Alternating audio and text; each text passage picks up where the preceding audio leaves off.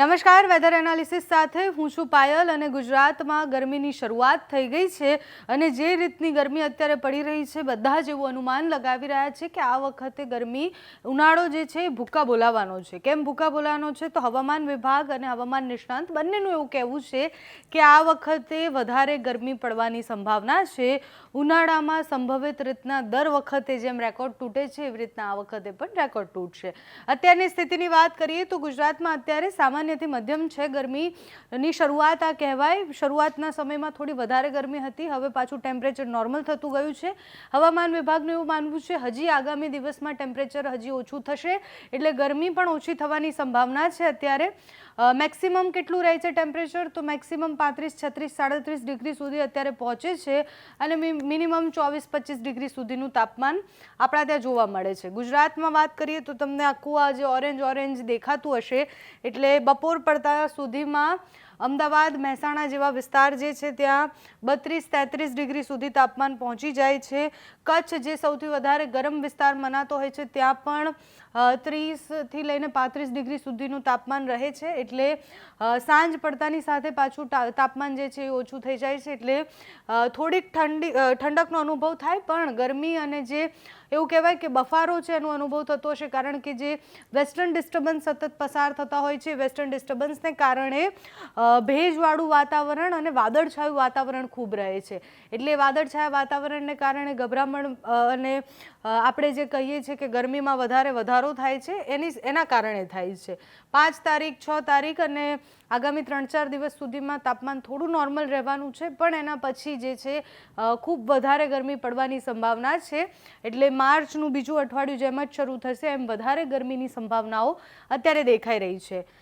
તમે જુઓ ધીરે ધીરે 6 તારીખ સુધીમાં આ જે કલર્સ છે જે આ કલર બદલાઈ રહ્યા છે એટલે તાપમાન સતત વધવાનું છે। જૂનાગઢની આસપાસ જુઓ તમે કે 34 ડિગ્રી સુધી તાપમાન પહોંચે છે 6 તારીખ છે 1 વાગ્યા સુધીમાં એટલે બપોર પડતા સુધીમાં જે તાપમાન છે એ તાપમાનમાં ખૂબ વધારો થાય છે, ગરમીમાં ખૂબ વધારો થાય છે અને આગળ ઉનાળામાં પણ આવી સ્થિતિ રહેવાની છે। હવામાન વિભાગ શું કહે છે? હવામાન વિભાગ એવું કહે છે કે આ વખતનો જે ઉનાળો છે એ દર વખતની જેમ થોડોક વધારે રહેવાનો છે, થોડો લાંબો પણ ચાલી શકે તેવી સંભાવના છે।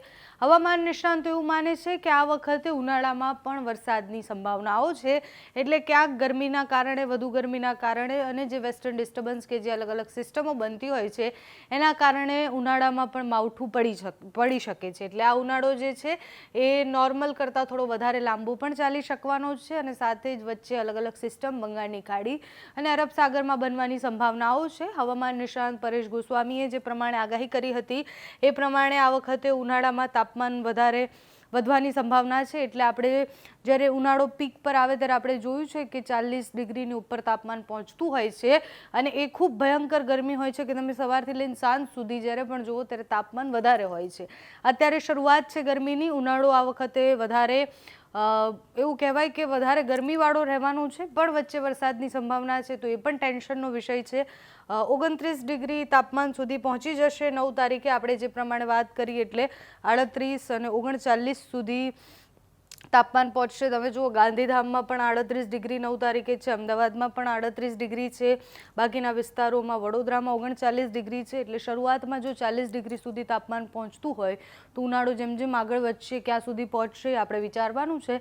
હવામાન વિભાગ શું કહે છે? અત્યારે તો આંશિક રાહત છે કારણ કે 3-4 દિવસ સુધી થોડીક ઠંડક તમને લાગશે, થોડી ગરમી ઓછી પડવાની છે પણ એના પછીના જે દિવસો છે એટલે આગામી રવિવાર સુધીમાં તો ખૂબ વધારે ગરમીની સંભાવનાઓ છે। હવામાન વિभाग શું આગાહી કરી રહ્યા છે તે વિસ્તારથી સાંભળો।